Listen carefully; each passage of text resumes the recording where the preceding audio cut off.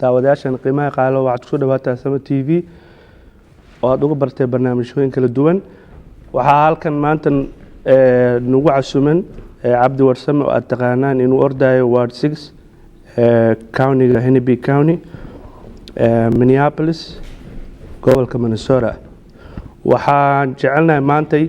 in aan uu idin si director in la hadlo khadka telefoonka ayuu ku jira. waxaan ku soo dhaweynaynaa Cabdi waxaad ku soo dhawaataa Sama TV oo maanta doorashooyinkaada ay bilaabmeen early voting. marka ku soo dhawow Cabdi Warsame. wadhow Cabdi Kariin aad iyo aad baad u mahadsan tahay. waxaan salaamayaa adiga iyo bahda Sama TV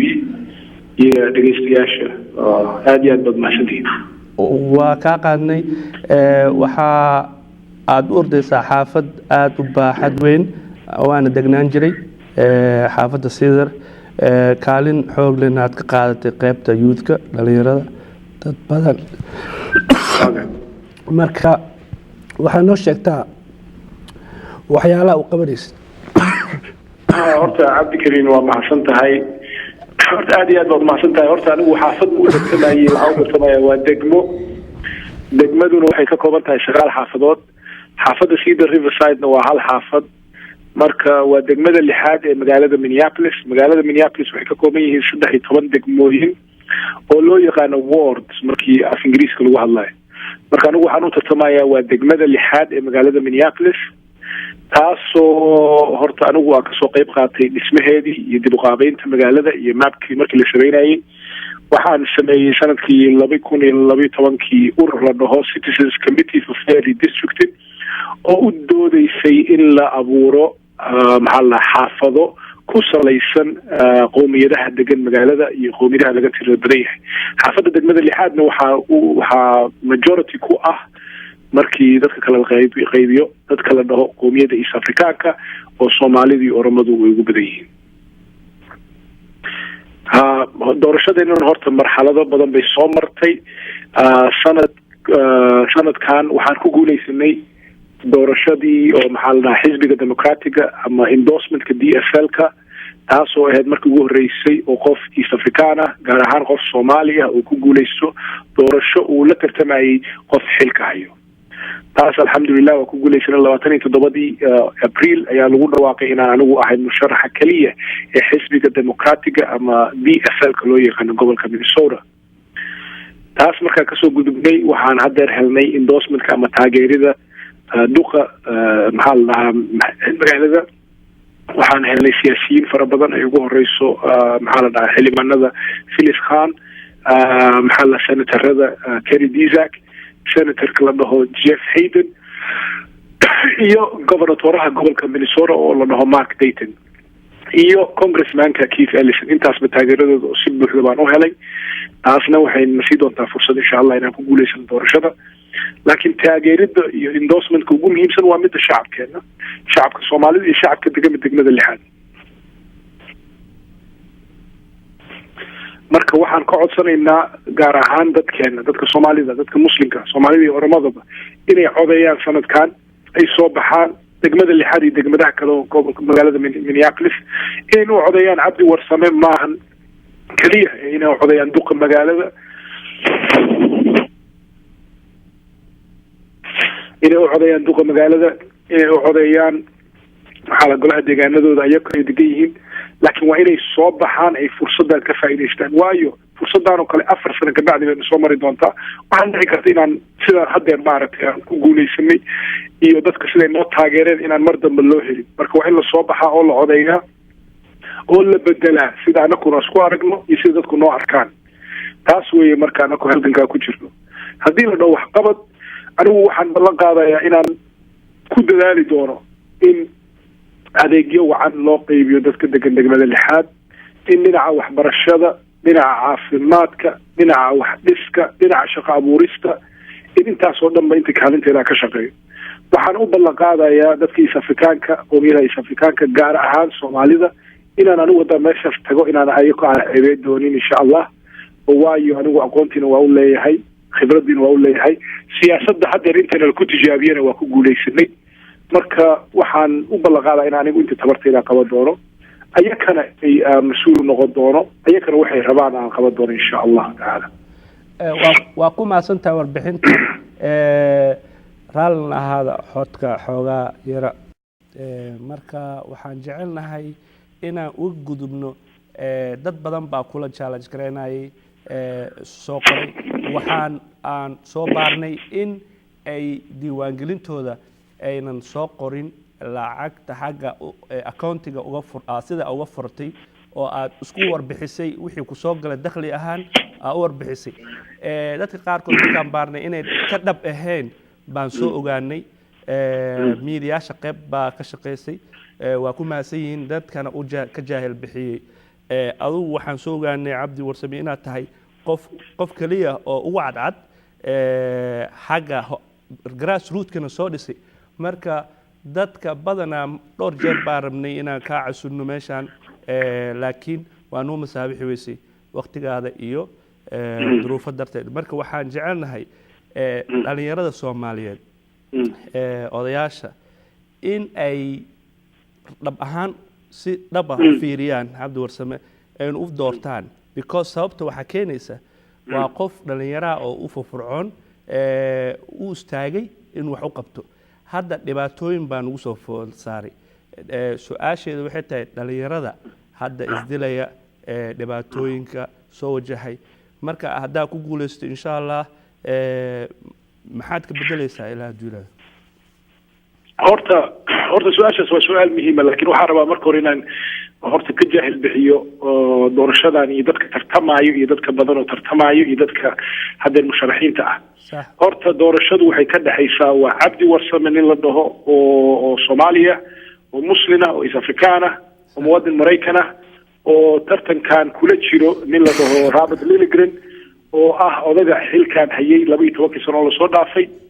wax badanna aan qaban kuna fashilmay xilkan iyo wax qabadkiisii oo haddii xataa runta la sheego aan ahayn nin very serious ah oo wax qabadkiisina la arkay oo sidaa tir hadda dhibaatooyinka ilmahan isdilaayo 12 sano aad u soo bateen dhibaatooyinka guryaha naga haysato dhibaatooyinka shaqo la'aanta dadkeena haysato waxaasoo dhan waxay aad iyo aad maaragtay u bateen waqtigii oo Robert Lilligren uu xilkan hayay marka doorashadu waxay ka dhexaysaa laba nin markii aan ka soo adkaanay ninkan odaga ah doorashadii xisbiga demokratiga ayaa waxa asaga iyo group uu hogaaminayo waxay go'aansadeen in dadka la wareeriyo oo la wareeriyo dadka waayeelka ah iyo dadka maaragtay af ingiriiska aan aqoon oo dadkii la marhabaabiyo marka waxay soo geliyeen tartanka niman kale oo Soomaaliya oo cabdi warsame u magac eeg nimankaasoo loo soo geliyay kaliya sidaa tiraadeen haddaa aragtid ma diiwaangelaysno haddaa aragtid maaha niman serious oo tabeelooyinkooda magaalada ku qoran tahay haddaad aragtid maaha nin mujtamaca East Africaanka hor istaagi karo oo dhihi karo maxaa la dhahaa waxaas baan rabnaa waxaasaa doonaynaa waa dad loo soo geliya kaliya siduu ninkan ku badbaado taasna waxa weeye horta waa nasiib darro waana aqli xumo waana anigu sidaan u arko ayaka laftigood maahan anigu ma xagxaganaya wiilashaan walaalaheen oo la marhabaabiyey oo ayaka laftigood victimska ah laakiin dembiga waxaas kale ninkaan odaga ah oo haddeen aan la tartamayno ama Lilligren isagaa dembiga leh waana wax lagu yaqaanay waagii isticmaalka xataa uu jiray dadku waxaa la saray jiray qaybi oo xukun oo dadka intii la qaybiya la xukumi jiray marka waxay rabeen inay qowmiyadda East Africaanka qaybiyaan oo xukumaan laakiin alxamdulillah dadkeenu waa dad bisil oo fahamsan siyaasadda oo xataa fahmi karo oo u jeedo waxaan inay tahay wax iska ruwaayada haddii dhinaca su-aasha ay weydiiso ilmahan oo isdildilayo aad anigu u naxsanahay oona ah wax xun horta tan waa wax mujtamacadan u taala maahan kaliya wax u taala hal qof oo xil hayo ama cabdi warsame hadduu xilkan ku guulaysto tan waa mid u taalo mujtamaceen oo dhan waayo maxaa dhacay oo looga hadli la'yahay dhimashadan magaalada maalin kasta socoto ciyaalkan isdilayo maxaa looga aamusan yahay waa xasuusataa waa dhaweyd waxaa dhacay wiil Soomaaliya si xaq daraa lagu dilay South Africa Soomaalida dhan waa xanaaqeen waa kaceen mudaharaad ay sameeyeen laakiin kooda lagu dilayo magaalada Minneapolis qofna kama mudaharaadin qofna kama hadlin qofna kama danqan marka waa sheekadii Soomaalidu dhihi jirtay maxay ahayd aabow kan yar iga qaba kan weyn iska celiye South Africa iyo wax ka socda Muqdisho iyo Kismaayo ayay dadkeenu waqti gelinayaan ay ka weynayaan laakiin waxa ka socda South Minneapolis iyo sida Riverside iyo xaafadaha kale iyo dhibaatada dhexdeena ka jirto kama hadlayno taasina waxay ku tusinaysaa dadka in priority-gooda ay xun tahay oo aysan ka fikireen dantooda. annaka danteena waxa weeye waa dadkeena inta jooga inaan badbaadino, ilmaheena inta jooga inaan badbaadino, ehelkeena gabdhaheena magaaladan degan inaan difaacno, dadkeena magaaladan degan inaan hal mid noqono oo aan ismidayno. taas weeye danteena. marka inta ka soo baxno Minneapolis ku midaysannahay ayaa raadi karnaa midnimada Soomaaliyeed meel kasta ay joogaan. marka nisaas su'aasha uga bixdaa waad ku mahadsan tahay Cabdiyow. dadkan daawanayo walaalayaal waxaan jecelnahay in aan idin sheegno Cabdi Warsame wuxuu u ordayaa xaafadda Soomaalidu ay u badan tahay iyo ajnabi kale. waxaana ku yaala xaafadahaas seelado badan oo ganacsiyeed Soomaalida ay leeyihiin. howlo badan baa caqabado badan baa ka dhacay. seeladaha ganacsiga waxay ahaayeen kuwa ugu firfircoon oo ka soo baxa xilliyo xunxun haddana taagan qaarkood 10 sano qaarkood iyo ka badanba. marka waxaan jecelnahay dadkii ka soo gali jiray horay waxna ugama qaban. hadday noqoto baarkinada dhibaatooyin badan baa soo wajahay. baabuurta oo la iska jiido, baarkino ganacsiyadoodii u heli waaye baarkino. marka Cabdi Warsame haddaad rabtaan inuu wax ka bedelo ugu shuba maanta. marka waxaan jecelnahay inaan ku weydiino Cabdiyow, waa og tahay in dhibaatooyin ay hore u qabeen dadka Soomaaliyeed ee degan xaafadaha kuna leh ganacsiga. marka adiga wax kaalintaas wax ma ka bedeli karaysaa hadhowdii markaad soo baxdo? horta kalsooni waa ku qabaa in maaragtay shacabweynaha Soomaaliyeed iyo qowmiyadda East Afrikaanka iyo dadka degmada lixaad degan haddii helaan qof oo mas'uul ah oo fahamsan dhibaatada marka hore haysato in wax badan laga bedeli karo. horta marka ugu horeysa waa inaad ogtahay in dhibaato jirto. magaalada Minneapolis ma oga dhibaatadana kana haysato, kama war hayso saamaynta ay nagu leedahay siyaasadda foosha xun oo magaalada ka socda. markii la dhaho jidadkan oo Cedar iyo 24ka iyo halaysan iyo parkinka meel aad dhiga karin iyo cashuurta maaragtay culayska badan oo la saaro iyo ganacsatadeena oo ah dad dadaal badan laakiin aan aqoon badan u lahayn oo aan la siin fursado ay wax ku fahmaan ama wax lagu baro ama sidii business u furo lahaayeen ama xataa maxay ahayd ganacsiga oo ribada ku salaysan oo dadkeenu dad muslina weeyo mujtamac muslina oo aad iyo aad uga naxsan ribadaas oo aan qaadanayn. marka taas hataa waxay ku tusaysaa inaan dad badan oo maanta ganacsi geli lahaa ama wax furo lahaa ayaan furo karin, ama dad badan oo guryo gada lahaa ayaan guryo gadanayn because ribadii bay ka caranayaan. marka in hataa loo helo bangiyo ama systemyo lacag ay ku daynsadaan oo aan ribo ku salaysnayn, taas hataa waa wax laga fikri karo magaaladan u baahan tahay inay ka fikirto. laakiin hal wax baan idiin sheegayaa shacabweynaha Soomaalida si gaar ah ula hadlaya. haddii awood ina lahaynina, haddii aad lahayn wax la dhaho political cloud ama awood siyaasadeed lagaaga baqo, weligaa ma lagu tixgelinayo. doorashada hadda soo baxno ninkan odaga ka reyno waxay fariin u diraysaa magaalada Minneapolis iyo magaalooyinka kale iyo gobolka Minnesota in Soomaalidu ay yihiin dad soo jeedo, oday karo, dantooda yaqaano, kana tuuri karo ninkii aysan rabin, midkay rabaana dooro karaan. taas weeye marka waxa keenayso isbedelka. isbedelku kuma imaanayo Cabdi yaa raaye maanta Brita wax isbedelaya, laakiin isbedelku wuxuu ku imaanayaa tallaabooyin cad oo la qaadan karo oo ugu horeyso doorashada iyo in dadkan aan midayno, community-gaan aan midayno, aan iska dayno riwaayadahan aan ku jirno kula salaysan qaybigi iyo maaragtay iyo waxyaalihii qurankii oo 20 sano hadda ku soo jirnay oo ku salaysan danteena. hadday tahay dhinaca ganacsiga, hadday tahay dhinaca maxaa la dhahaa maxay ahayd guryaha, hadday tahay dhinaca maxaa la dhahaa waxbarashada, maxaa anaka danno ah, maxaa rabnaa, maxaa raadinaynaa. su-aalahaas markaan isweydiino jawaabteeda waa imaanaysaa. laakiin haddeer su-aalaha ma la isweydiiyo, qof su-aasha weydiinaya ma jiro, qof adigii dhibtaada og ma jiro. waxaa lagu arkaa dad masaakiin oo magaalada iska degan oo sharcigu uu saameyn ku leeyahay laakiin ayaga sharciga saameyn aan ku lahayn. anigu waxaan rabaa inaan baro mujtamacayga iyo mujtamaca kalaba inay ogaadaan inaan nahay dad jiro oo nool. marka waxa weeye walaal taasaan intaas uga bixi lahaa. laakiin shacabku inay waxa kula dardaarmi lahaa ma aha inaan Cabdi Warsame aad dooranaysiin.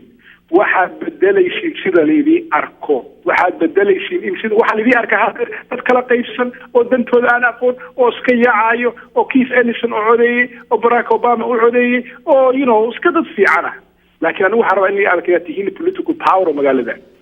inaad ka tihiin dad jiro oo joogo oo dantooda yaqaano taasna hadday timaado cabdi ka bacdi haddii cabdi 4 sano intaa tijaabisiin wax qaba waayo asna area qof kala doorta taas way wax rabnaa dadkeena barno maahan inay cabdi kaliya badbaadinayo cabdi kaliya ma badbaadi karo waa in ayagu is badbaadiyaan waxay isku badbaadinayaan doorashada ayagu ka qayb qaatay codkooda mideeyay oo fariin cad u diray magaalada waxaan ognahay danteena waan joognaa waana jirnaa mana la yasi karo mana la dhalaysan karo mana maaragtay marnaba maaragtay mana la yaraysan karo awoodda leenahay taas baan rabaa dadkayga inay bartaan waad ku mahadsan tahay waxa aan ugu dambeyntii maantay voodka waa la vote gareyn karaa marka waxaad noo sheegtaa in maanta qofka aanan baxaayo horu ama safar soo geli kara ma codeyn karaa xogaa noo iftiimi codeynta systemkeeda codaynta haddeer jirto cabdikariin waa su-aal fiican codaynta horta cod maalinta doorashadu waa 5 November ka hor waxaa coday karo qof xanuunsan oo maalintaas aan meesha imaan karin qof safar u socdo qof shaqeeyo waayo maalinta codayntu ay dhacayso waa maalin talaado ah oo maalin shaqo ah so waxaa dhici karta ninka dhalinyarada inuu leeyahay school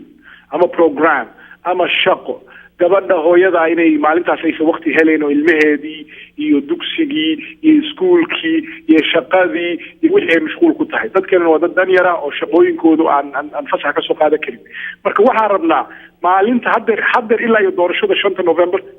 meeluhu waa furan yihiin anaku diyaar baan inaan idin geyno qofkii rabo inuu codkiisa la tiriyo oo codeeyo oo ka hor maalinta doorashada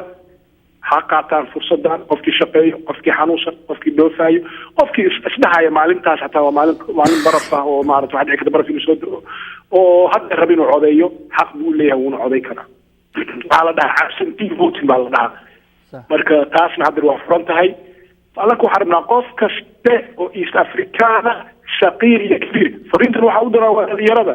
maamooyinku waa codeeyaan odayaashu waa codeeyaan waxaan arkay anigu dad wheelchair ku socda oo codeeyay dad indhala oo codeeyay dad waayeelo 90 sano jiro oo codeeyay dad waxba aan akhri karin weligood iskuul aan dhigan oo codeeyay laakiin waxaan codeyn waa dhalinyaradu Barcelona iyo Real Madrid bay daawanayaan maanta oo waqti waxay ku dhiminayaan Messi iyo Ronaldo wuxuu sameeyay laakiin dhalinyaradu dantooda waa ka hurdaan waa inay dantooda waxa idin weydiinayaan lacag maan waan ognahay lacagta horta waa ku dhib badan tahay dhalinyarada oo culays badan baa saaran waxa idin weydiinayna waxa weeye codkiina bixiya imaada oo codeeya oo hooyooyinkiina iyo waayeelkiina intay sameeya waayo adduunka idinkaas kale maamooyinkooda yaasha waqtigeeda waa dhamaysteen dadka la difaacayaan waa idinka dadka la rabay shaqo loo sameeyo waa idinka dadka la rabay sharaf loo sameeyo waa idinka waan ognahay Barcelona maanta waa badisay 2-1 bay ahayd ciyaartu waa very close bay ahayd laakiin ciyaarta hadda doorashada socota laftigeeda waa very close waxaan u baahannahay Messi-skeena iyo Ronaldo-yadeena iyo maaragtay maxay ahayd raggeena inay soo baxaan oo codeeyaan taas baan uga bixi lahaa waa ku baasan tahay kaas waa Cabdi Warsame aad iyo aad baa kugu mahadnaqaynaa waqtigan siisay aad iyo aad dhalinta hadda soo kacayso wadanka waa wadanka kaliya opportunity siin kara wax walba aad ka qabsan kartaan hadda walaalkiin wakaasa wuxuu yiri ciyaaraha ka kaca after game markuu dhamaadona codeynta ka qayb qaata Cabdi Warsame waa nin aad iyo aad u soo dadaalay marka waxaan jecelnahay waqti uu nasiiyay Sama TV aad iyo aad baa ugu mahadnaqaynaa doorashooyinkana ka qayb qaata odayaasha maamooyinka inta dadka waaweyn oo dhan waa ogsoon yihiin laakiin dhalinyarada ma aha aroonke ka gudba waayo cabdikii waa mahadsan tahay aniguna hadda hawsha weli waa ku dhex jiraa marka waa inaa waa mahadsantihiin aad iyo aad waxaan leenahay hala qaato boorarka oo meesha hala tago codeyntana ha laga qayb galo waa mahadsantihiin adiga iyo asxaabtayna waxaan usoo gudbaynaa annagoo qaybtii labaad aan u gudbi doono doorashooyinka maanta barnaamijkeenu ku saleysan doorashooyinka xagga gudaha wadanka Soomaaliya iyo halakan marka waxaa nala jooga stuuriyaha barnaamijka sii daadihin doonana hadhowdii Maxamed Cali waxaa nala jooga stuuriyaha engineer Daadirow engineer Daadirow waxaan jecelnahay doorashooyinka Soomaaliya intaan u gudbin in aan xoogaa yara taataabano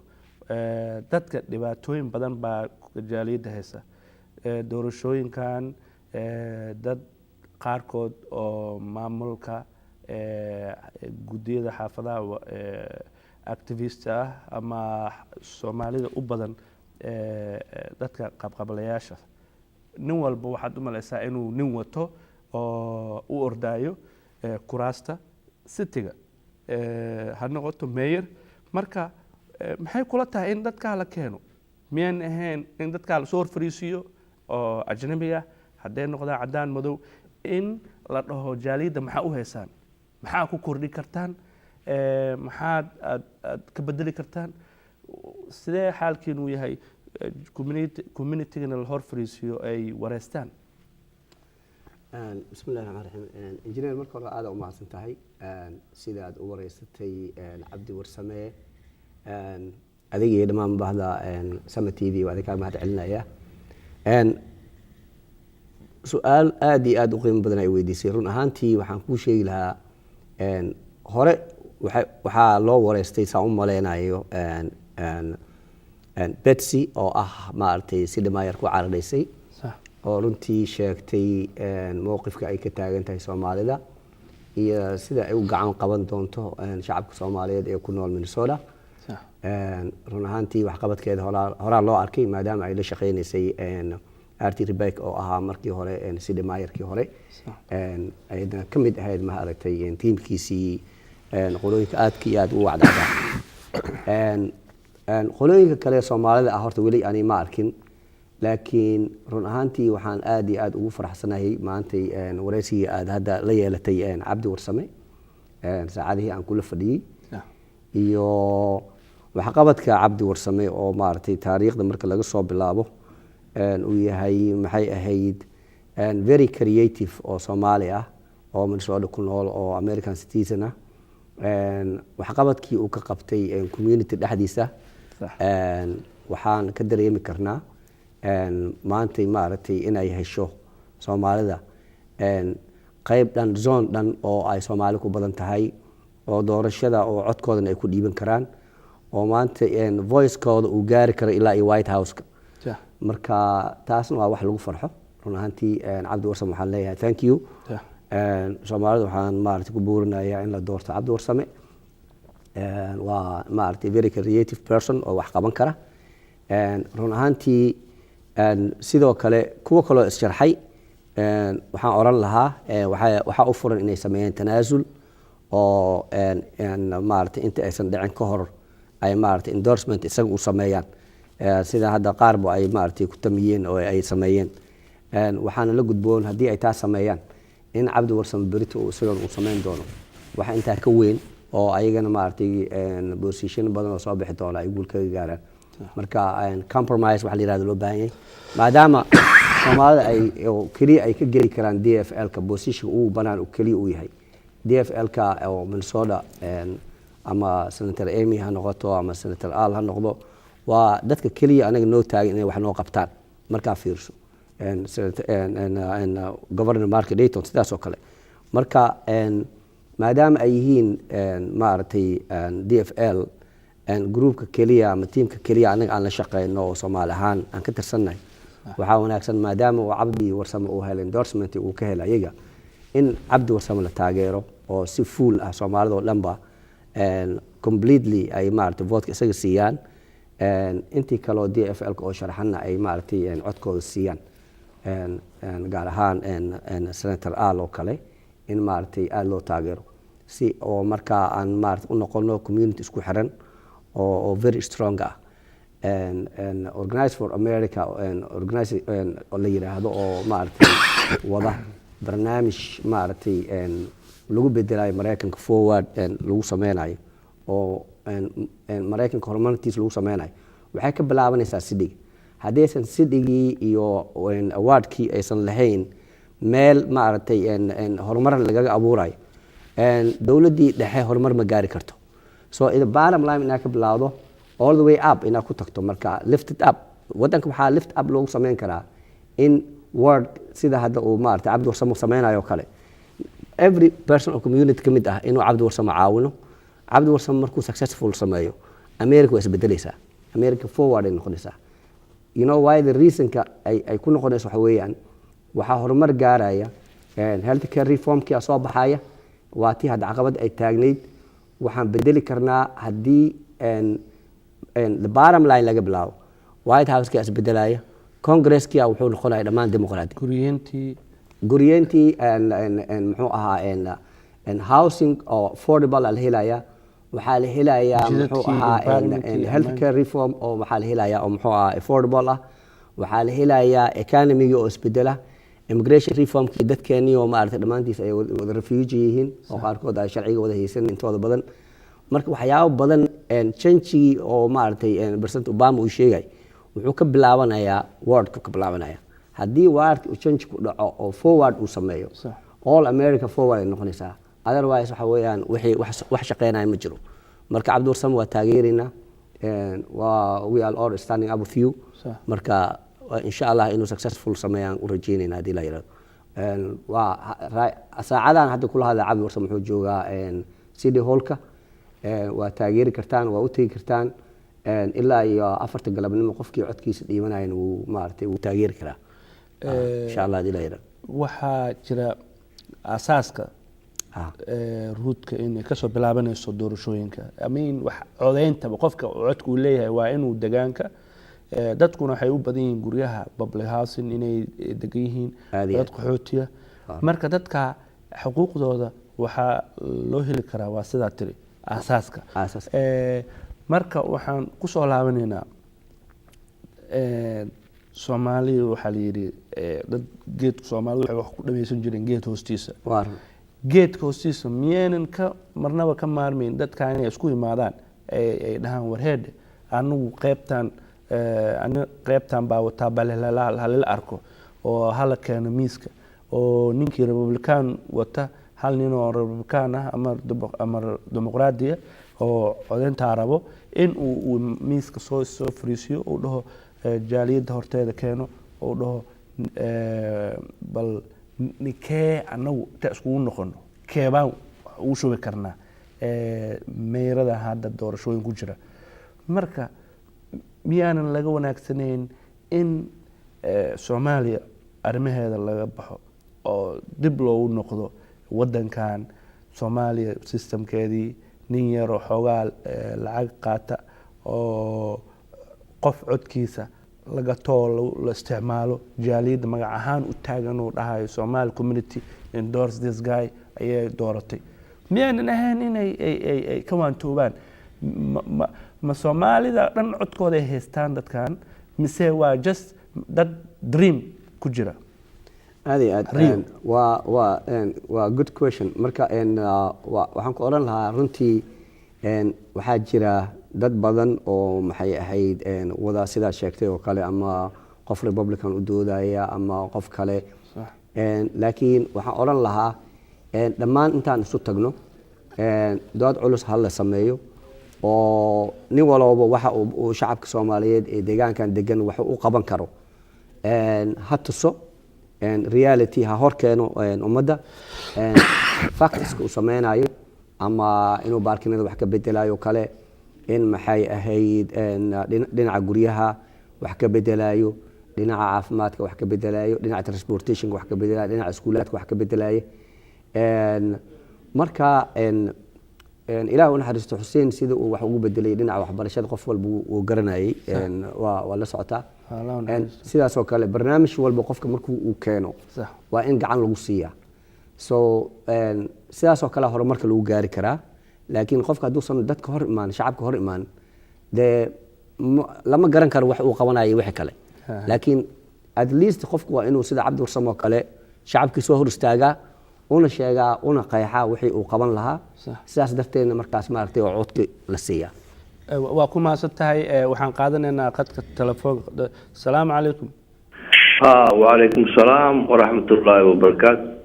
kusoo dhawow marka hore waa salaamay Cabdikariim waxaa kaloo salaamaya injineerka waxaan kaloo salaamaya Maxamed Cali iyo dhammaan Sama TV صح hal su'aal baan rabay runtii programkan oo doorashada waa runta injineer in ninka oo DFL ka hadii uu yahay in la wada doorto laakiin ma jirtaa wax corruption ah oo mukaali kartaan arrimo corruption ah lagu eedeynayo dadka Soomaalida isku eedeynayaan arrintaasi ma jirtaa mise waa dacaayad iska wadwado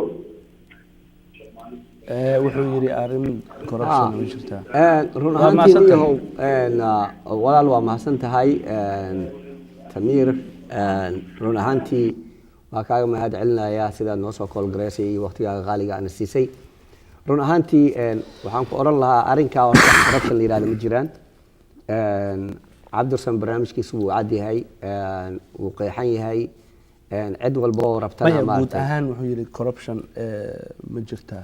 buu ka wada sasan filaa I think waxaan u fahmay corruption run ahaantii horta dhinaca cabdiwarsan wax ka jira male waxaan ku caddeynayaa cabdiwarsan intuu haysto ama dakhli ahaan dowladdu way og tahay inta uu sameeyey maaragtay oo donation ah dowladdu way og tahay wixiisoo dhan way qeexan yihiin maaragtay wax laablaab haba ku jiray oo maaragtay maanta la sheegi kara haba yaraatee ma jiraan waana clear endorsement wuxuu ku haystaa DFL oo aad ogtihiin waa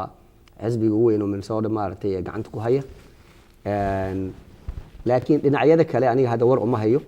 laakiin kolleyba hadda sida media maanta ay sheegayeen waxyaabo badan ayaa jiray oo maaragtay qolooyin badan oo corruptionka aad iyo aad loogu eedeynayay ama dakhliga ay haystaan aysan soo bandhigin ama aysan qeexin ama aysan hor imaan maxay ahayd nidaamka dowladda aysan ku hor imaan marka ma garan karo taas run ahaantii laakiin waa arrin ay mediaha aad iyo aad maanta ugu hadleen arrinkaasna waxaa ku habboon haddii ay doonayaan inay maaragtay inta aan la gaarin doorashada ay dadkaas maaragtay waxyaabaha caqabada ay ku ahaa iska saxaan inkastoo aysan awood u heli karin in ay maaragtay shacabka Soomaaliyeed ay kalsooni fiican kaga helaan ma garan karo arrinkaas laakiin Cabdi Warsame endorsement u haystaa waa ninka kaliya hadda uga cadcad oo dhinaca Soomaalida marka waxaan rajeynayaa maaragtay inaan isla wada fahmno anaga maaragtay waxaan lahay dad hal doon wada saaran aan ka faa'iideysano maaragtay mustaqbalkeena oo aan ku leenahay wadankan waxaan jecelnahay waa mahadsantahay injineere waxaan jecelnahay haddana inaan galno qaybtii labaad barnaamijkeenii waxaan kusoo qaadan doonaa arrimaha doorashooyin ka socda Puntland waxaana aan idinku soo dhaweynayaa Maxamed haddana bareeg yar baan qaadanaynaa kusoo dhawaada heestan Maxamedna waxaan jecelnahay in barnaamijka uu haddana noo geliyo bareeg waxaa sii wadan doonaa qaybta doorashooyinka uga gudbi doonaa doorashooyinka ka socda Soomaaliya ka dhici doono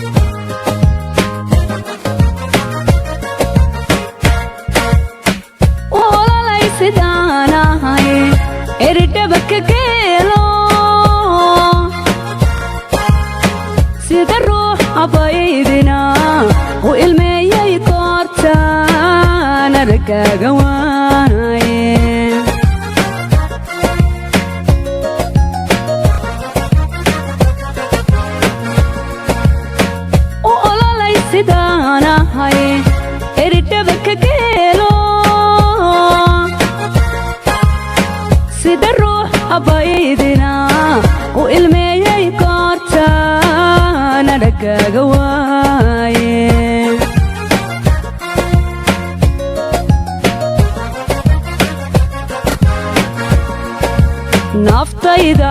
agtaaduun agjooggeeda jecelo adubay hortaaganeen naftayda agtaaduun agjooggeeda jecelo adunbay hortaaganeen intaad dunida joogtayo ifka intaad ku nooshahay adiga ku jecele adna تغيرها قليل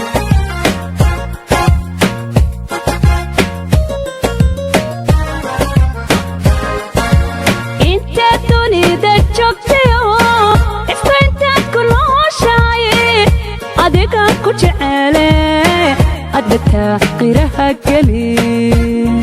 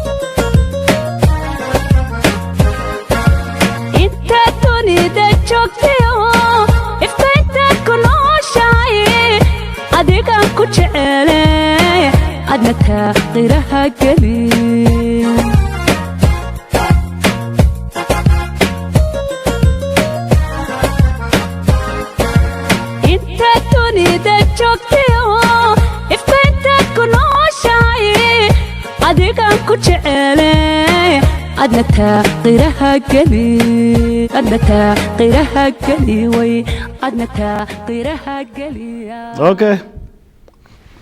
السلام عليكم ورحمة الله وبركاته داوديال waxaan rajeynayaa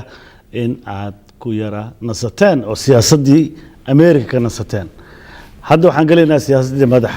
wareerka anoo ah Maxamed Cali waxaan maanta martila ah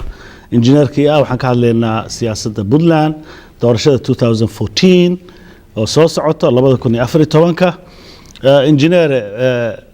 waxaa soo socota doorasho waxaa la yiri ilaa iyo 8 ma aqaan iyo 9 waxay yihiin tiradooda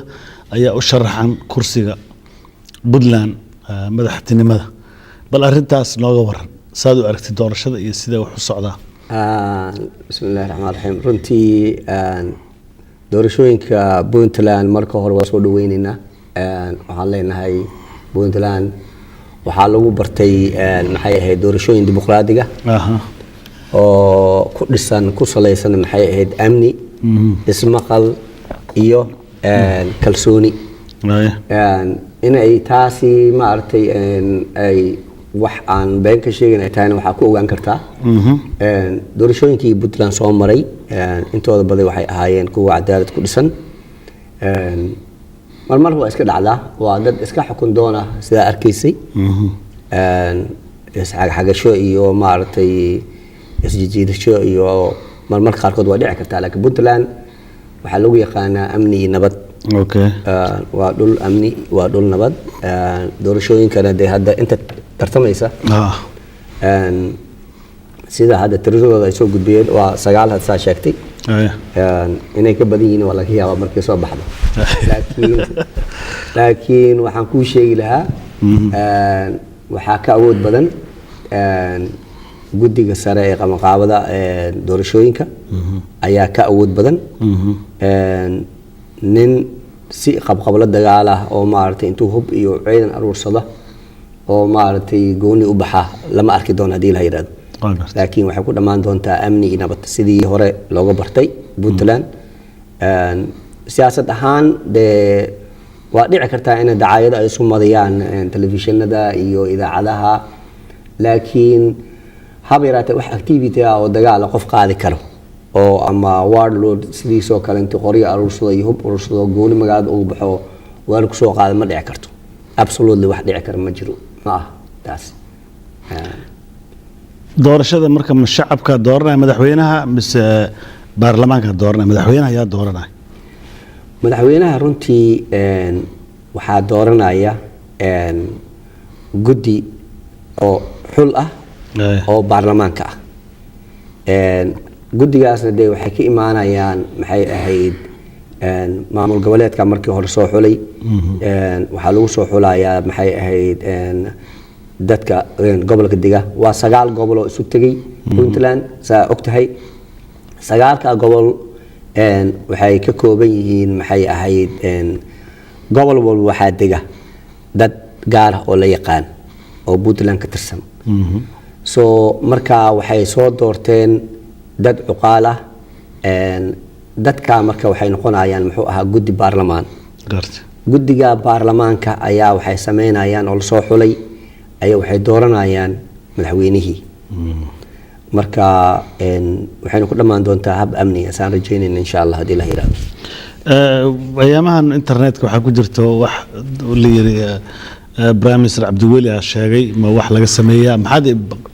controversial kaas maxaa aragtaa lagu aadeynayo in uu xad dhaafay ama aflaga doobi arinka aniga hadda horta hadii aan ka hor dhaco waxay noqon doontaa horta qofka siyaasiga markii isaga uu xukun raadinayo de wax walba oo maaragtay waxa la yiri neef la gowrac geedaha kama waabto Soomaaliya saas kuma ma jirtay soo markii uu qofkan siyaasi yahay oo cararayo oo maaragtay doonayo inuu maaragtay xukunka qabsado wax walba uu sameyn karo uu sameynaya oo maaragtay uu ku heli karo horumar uu ku gaari karo ama uu kursiga uu ku kasban karo Cabdiweli waxa uu yiri aniga run ahaantii waxaan u arkaa wax uu isaga maaragtay uu kursi bursanayo darteed inuu ku gaaray laakiin waxay ahayd arrin laga fiicnaa intuu maaragtay Puntland oo la yaqaanay intuu shaarkeeda wasaqeyn lahaa ama maaragtay uu damage gaarsiin lahaa inuu way kale ku raadiyo oo yiraahdo maxay ahayd Puntland waxa lagu yaqaano inuu sheego oo si cadaalad u sheego run ahaantii aniga Puntland madaxdii soo martay wax qamri cabo kuma arkin maaragtay inta soo martay waa la yaqaanaa inta oo Puntland madaxweyne ka noqotay ha ugu horeeyo maxay ahayd Maxamed Abshir Muuse Generaal Maxamed Abshir Muuse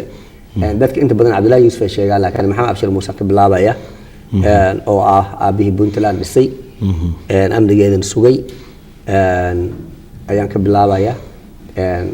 marka Cabdullaahi Yuusuf waa ku mahadsan yahay waa madaxweyne Soomaaliyeed maadaama madaxweyne Soomaaliyeed ahaa oo maaragtay amnigii Puntland maaragtay wax ka dhisay run ahaantii Puntland waa goob amni waa maxay ahayd federalismkan waxay u qaadatay si dhab ah waxayna hoos timaadaa dowladda federaalka ee Soomaaliya ay hoos timaadaa marka run ahaantii taas in shacabka Soomaaliyeed ay aqoonsadaan dowladda hadda Puntland ka jirtana maaragtay way la shaqeysaa oo maxay ahayd dowladda federaalka ee Soomaaliya jirta way la shaqeysaa madaxweyne Faroole run ahaantii wax badan ayuu ka bedelay Puntland nidaamyadii hore u jiray nidaamyo ka cusub keenay markii la dooranayna maaragtay conditionada uu sameeyay waxa ka mid ahayd nin balwad leh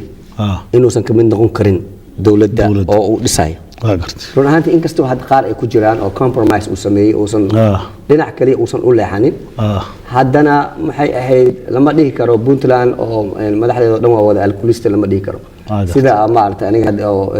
had weydiiso su'aasha ay weydiiso kale YouTube kan ku arkay laakiin wax fiican ma aysan ahayn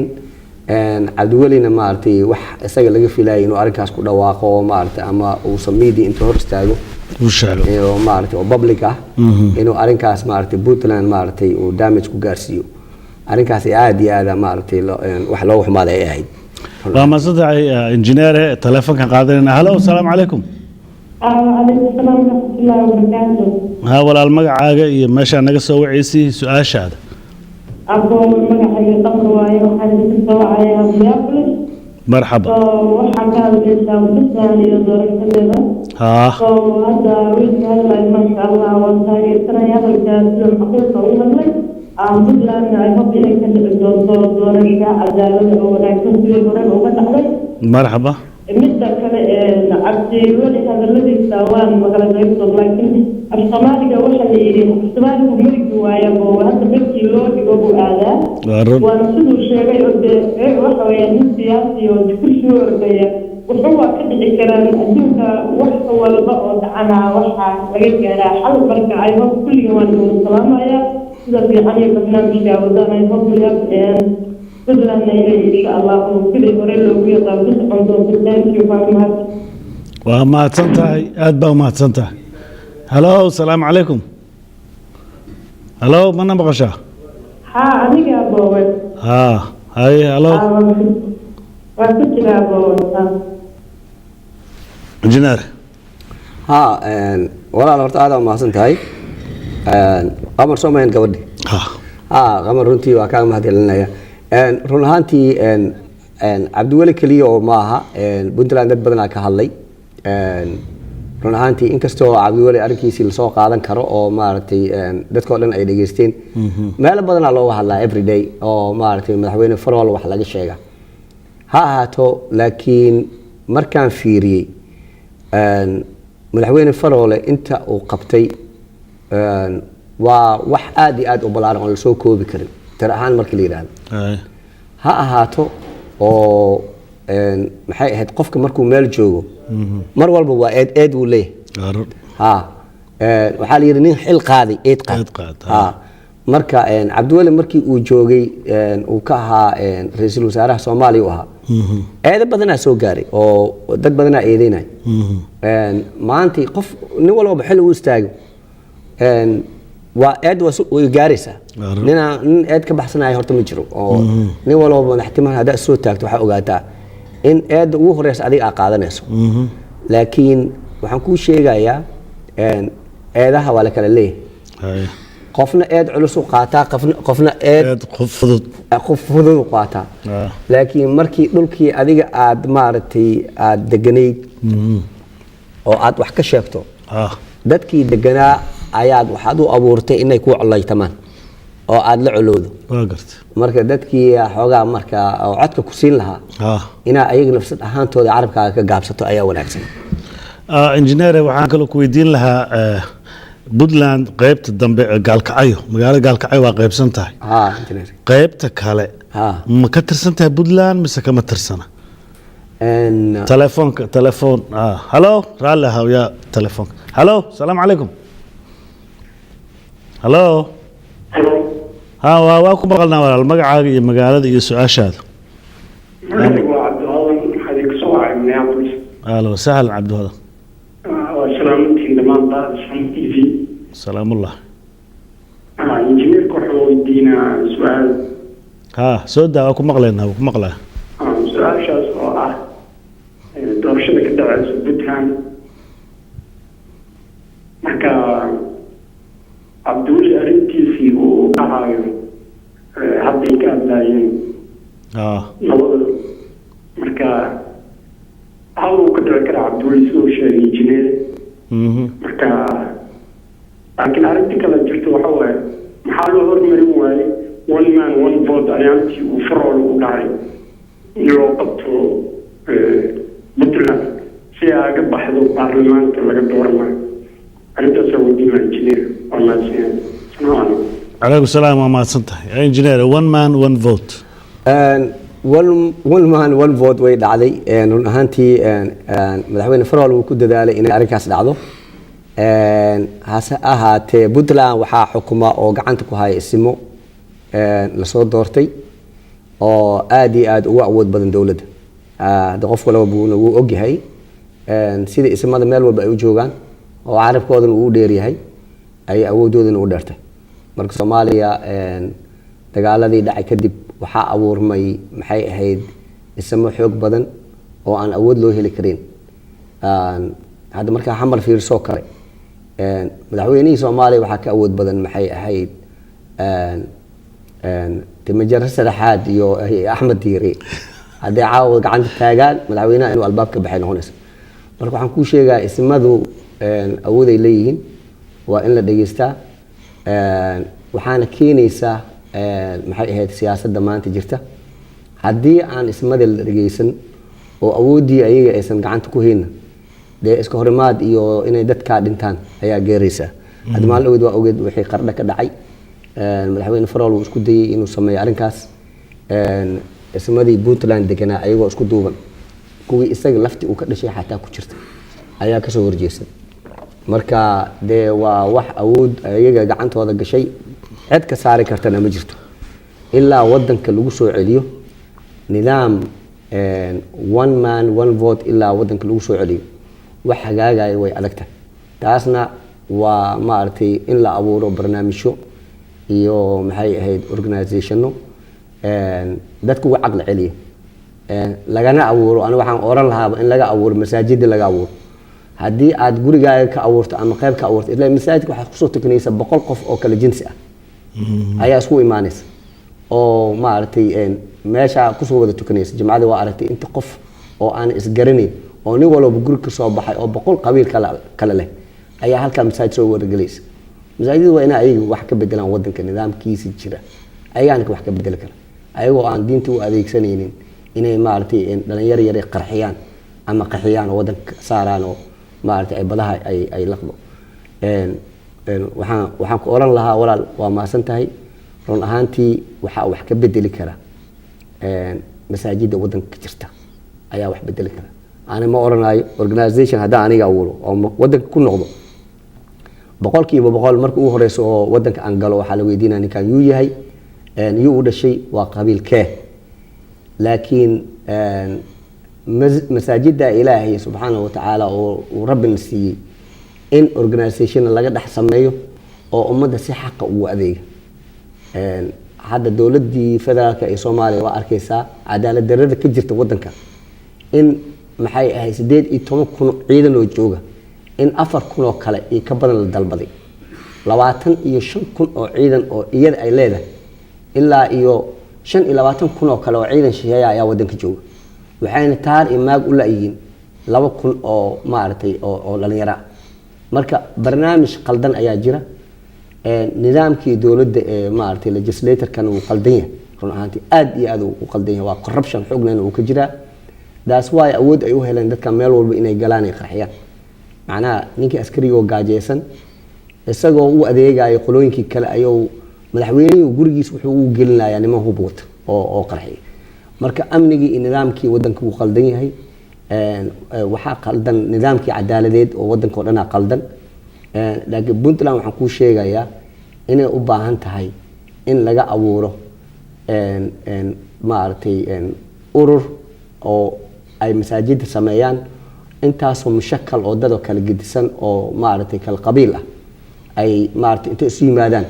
ay sameystaan one man one vote taasayna ku imaan kartaa taasna waa waqti la dheeraaday oo ilaa iyo 2020ga inay bilaaban doonto iyo in kale ma garan karo laakiin waxaan ku sheegayaa nidaamka jira wuxuu gacanta ugu jiraa nimanka hadda aan ku sheegay ayagana wadanka maamulo waa maasantahay engineer su-aasheedii gaalkacyo aan soo noqdo gaalkacyo soo kama tirsana Puntland gaalkacyo qayb ka mid ah dadka degan iskuma sheegaan inay Puntland ka tirsan yihiin marka ma laga see siyaasadda iyo doorashada Puntland u saameynaysaa qaybta koonfureed ee magaalada gaalkacyo nidaamka ka jira gaalkacyo horta waa magaaladii ugu horeysay oo dagaalka maanta jiro oo halka aan ku joogno oo ka abuuray qof walbana wuu ogyahay dagaalka maanta oo Soomaaliya civil warka meesha uu ka abuuray wuxuu ahaa magaaladaas gaalkacyo la yiraahdo haddana waxa uu kala baxdaa south and north south kana waxa madax ka ah madaxweyne isku sheegay in la yiraahdo Cabdi Qaydid dhinacan kale tan Puntland ay hoostimaada nidaamka meesha ka jiro maartay hasha magaalo oo laba madaxweyne wada leh waa hal magaalo oo sida maxay ahayd South Korea iyo North Korea oo kala baxday marka waxaan oran karaa shacabka Soomaaliyeed dhammaan maanta waxa laga wada xukumaa dawlad rasmi maadaama aan yeelanay dawladda xamar ka jirto waxaan qabaa ama madaxweynaha ahaado ama maxay ahayd dawlad goboleed ha ahaado anyway wuxuu hoos imaanayaa maxay ahayd dawladii federaalka ee Soomaaliya taasina waxay u baahan tahay in la dhowro oo dawladda maanta jirto aad iyo aad loo xaq dhowro hadii dawladda maanta la soo dhoobay naftirkeeda ay baaba'do ay burburto oo meel cidla aan soo istaagno waxay noqon doontaa haddana the bottom line ka soo bilaab intii la soo maray qof walba uu garan karaa maanta anigoo aan cerar lahayn waddanka soo tagay maanta madaxayga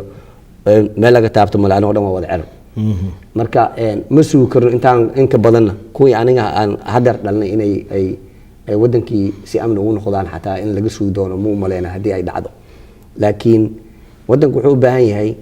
dawladda dhisana in maartay amnigeeda la ilaaliyo xuquuqdeeda la ilaaliyo la taageero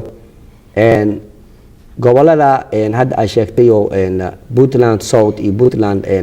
waxaan ilaa gaalkacyo oo South ah gaalkacyo North ahna ay compromise isku sameeyaan Cabdi Qaydidna waxba lama aha waxa way hal magaalo jooga inuu Puntland soo raaco oo ileen Puntland waa 9 gobol isagana wuxuu joogaa hal magaalo iyo hal magaalo halfkeed waa magaalo barkeed oo wali xataa barkeed lama oran karo waa magaalo barkeed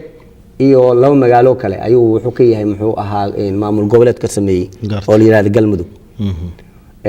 aniga waxba uma arko inuu raaco dhinacyada iyo gobolada dhexe inuu raaco ama inuu raaco maxay ahayd Puntland uu soo raaco waa dad walaalihiisa ciidiidan male maanta madaxweynuhu ka noqon karaa Puntland xataa hadduu soo sharxo laakiin waqtigeedii lama gaarin marka fiirso sababta dadkii wili qabiilkii iyo ismadii iyo dadka meesha imaanay waa dad very behind oo aad u dambeeyay sideenoo kale wadamadan horumaray dadka joogo kala maaha oo maanta hadda halkaan ku hadlayna maxay ahayd Cabdi Warsame waxaa inoo hartay 2 daqiiqo su'aasha iigu dambaysan ku weydiinaya iga raali lahow aan dheheen imow Cabdi Warsame soo dhaw welcome 2 daqiiqo xogaa inoo haray faroole dadka waxay ku eedayaan inuu yahay dictator sida taariikhda ay sheegaysana faroole wax badan buu u qabtay Puntland oo ama lacag dawlad siiso ama magacoodiyo meel walba adduunka tagay marka ma la dhihi karaa madaxweynaha waa madaxweynaha saaran incumbent president moogtahay dadkan ama Facebook ama meelaha kale ku eedeynaya musuqmaasuq say u arkaan markay taariikhda dib u raacaan wax uu qabtay ma muuqato run ahaantii dadka waxaad dareemaysaa waa dad kursi doona intooda badan ama doonayo nin ayaga maartay reerhooda meesha inuu yimaado waxba kama qabo Puntland waa meel maartay isma ay ka taliyaan wuu sharxi karaa laakiin Puntland challenge-ga uu dhinaca dawladda federaalka oo la galay iyo sida uu la dil gareenayo iyo gobolada Jubaland iyo maxay ahayd sida oo challenge-ga siyaasadda maanta politicalka Soomaaliya iyo Africa iyo ama igad ay wado dhammaan sida ay igada hogaaminaysa maanta barnaamijka ay igad wado nin la challenge gareyn kara oo ma artay sida uu u socdo dhab ahaan u foojigan oo jawaabta saxda ka bixin kara ayuu yahay taas ku sheegaya qof walba maqlaayana oo ma ka soo horjeedo faroole waa ma artay waxaan u sheegi lahaa dictatornimada lagu eedeynayna dictatornimo ma aha laakiin waa nin cadkiisii goosanaya oo raba si sax ah in dawladda ay qaladaadkeena tusa qofka markaa qaladkiisana tusto waxaad ogaataa in aad tahay qof macnaha xaq xaq dambe oo qof kale leeyahayna uusan doonayn inuu qaato run ahaantii dowladdu wuxuu kaga jawaabaa jawaabta saxda ah ay leedahay ayuu siiyaa talo iyo turxaan bixin ku aadan ayuu mar walba bixiyaa daas waa sheekh shariif markii uu xamar joogay intuu diyaarad soo qaatay faroole hadal uu yiri kaliya ayuu intuu diyaarad usoo raacay faroole soo hor fadhiistay wuxuuna gartay faroole inuu yahay qof clean ah oo calool furan oo qof walba oo Soomaaliyeed la heshiin kara marka faroole ma aha maartay maxay ahayd sida lagu sheegay laakiin waxaan ogahay in nin walba maanta xukun haysta uu ku dhigo oo uusan ka foqin laakiin faroole waxaan dhihi lahaa xukunka aad haysato haddii tinta lagu qabsado waa tin haddii lagu qabsado waa in aad sii deysaa laakiin haddaadan sii deyn tinta way go'aysaa marka waa mahadsan tahay injineere waqtiga dhammaadkan soo gaarnay hadda gabagabaydii wixii tale iyo tusaaleena Sama TV Facebook nagala soo xiriira ama web page-keena allsomali.com halkaas oo fariin noogu dhaafi kartaan anoo ah Maxamed Cali Cabdikariim farsamo yaqaan Tamiir Maxamuud injineere waa mahadsan tahay daawadayaal السلام عليكم ورحمة الله وبركاته